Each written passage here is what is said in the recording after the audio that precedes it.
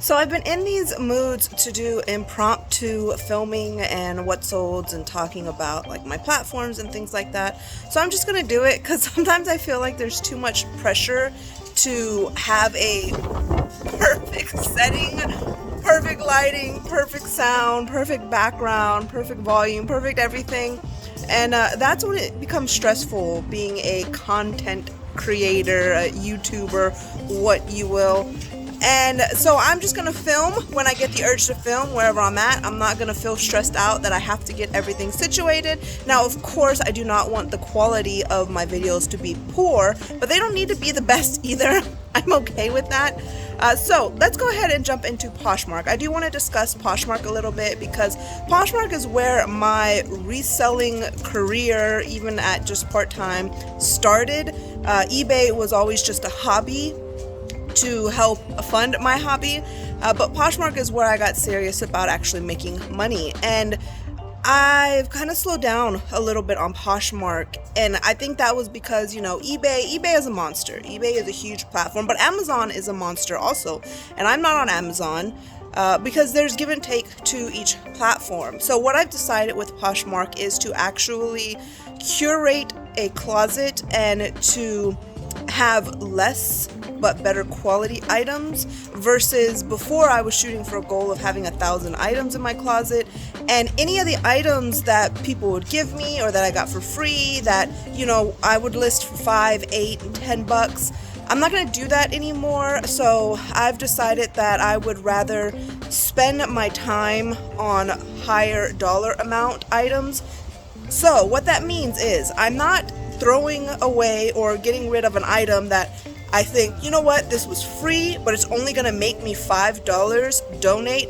That's not my plan at all, because that is a free $5. But I am going to get that item and lot it up with a few more other items that the $5 can increase, by 4, by 5, whatever. So I think that's a smart thing to do. Bundles, they don't have to buy one item from me and then one item from somewhere else. So I'll do it, of course, kind of similar sizes, similar styles, similar graphics, whatever it might be that I'm going to do, or just do kind of a bulk mystery lot, but where I take quick photos of the items, not where I spend a lot of time on them.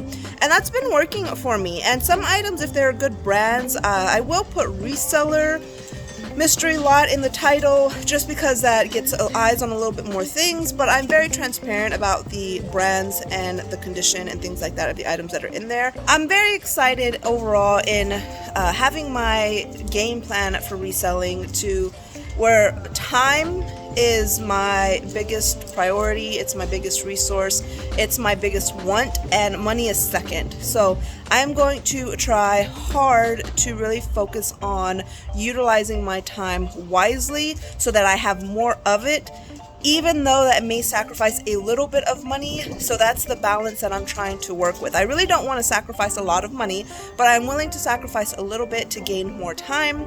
So that's what I think Poshmark is going to be. And I did stop my sharing service. I did have a sharing service who would share my closet for me, but right now I'm at 200 items in my Poshmark closet. It doesn't really make sense for me to pay for anybody to share that, because that takes me all of like 3 minutes. Now, before we get into some of my items that sold, I do want to talk a little bit about Ukraine right now. So we're all aware at this point that there is a war going on between Russia and Ukraine, I'm not going to get in the politics or details or the specifics or anything about the war itself. Rather, I have a few friends that are from Ukraine. Some of them still have family that live in Ukraine. Some of them are here just for school. Some of them, their friends are still there. And I have one specific friend who is, I consider, one of my best friends, actually, and his name is Paul, a Philly flipper. I'm putting his information right here. I am going to be linking all of this that I'm talking about, a lot of details, in my description. Basically, Paul is from Ukraine, and although his family is safe here in the United States, he does still have a lot of friends. And he's, you got a lot of love for the country that you're born in, that you lived in. You got a lot of memories and stuff. So it's a very sad situation.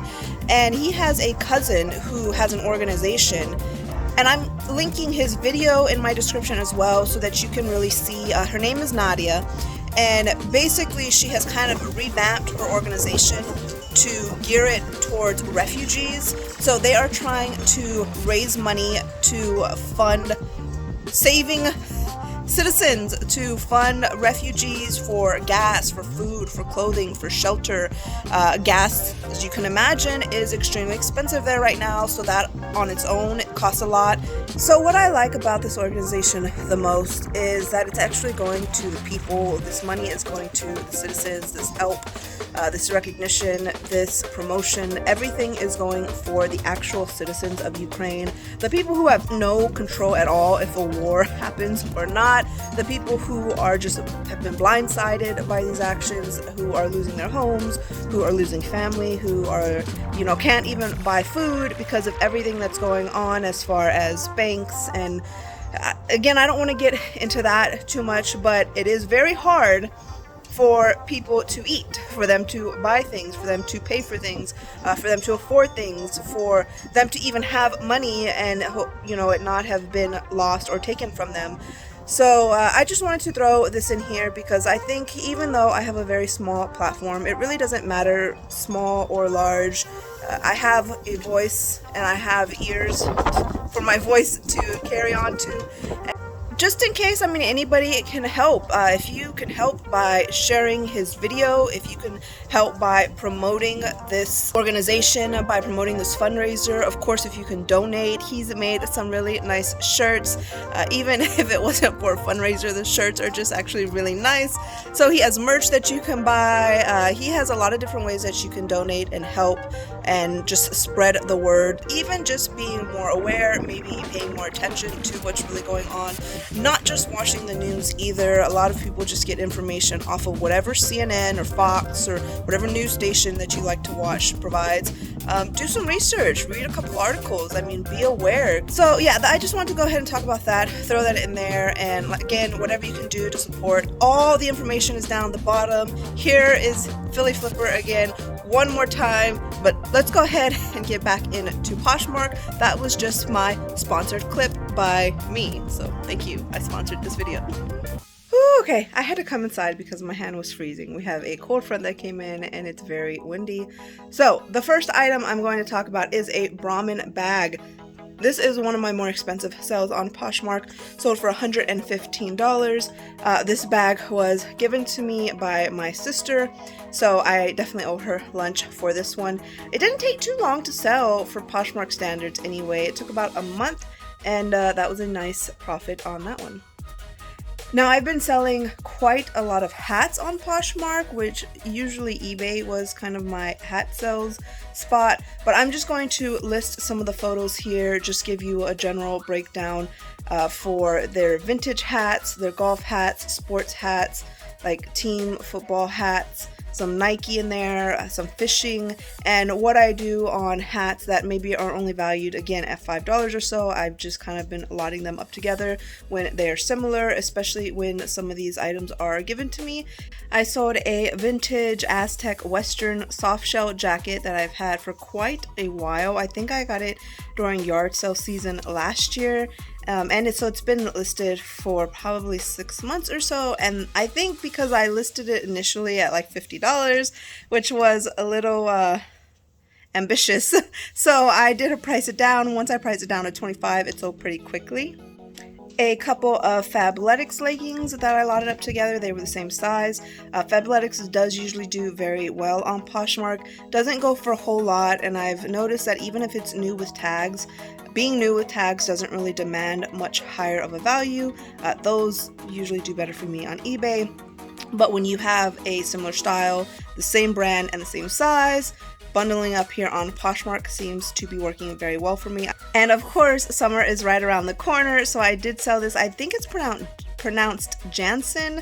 I never heard of this brand, but this was another item that was given to me. It was a new with tag tummy control bathing suit, beautiful blue. This one did sell at my full asking price, and it probably took about a month to sell, but when you list a bathing suit around wintertime, it's probably not going to sell as quickly as if you list it around summertime.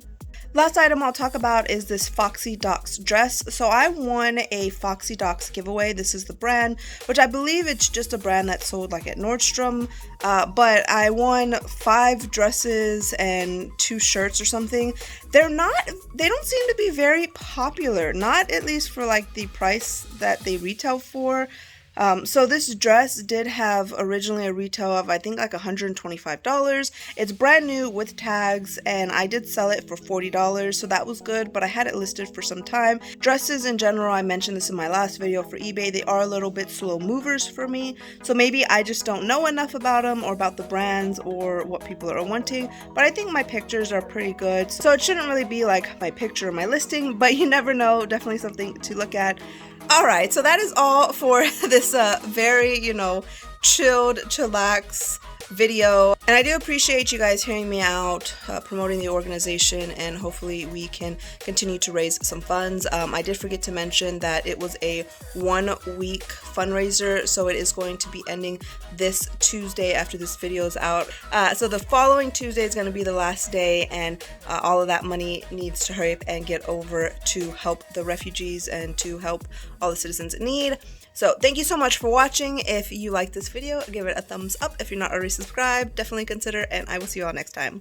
Bye!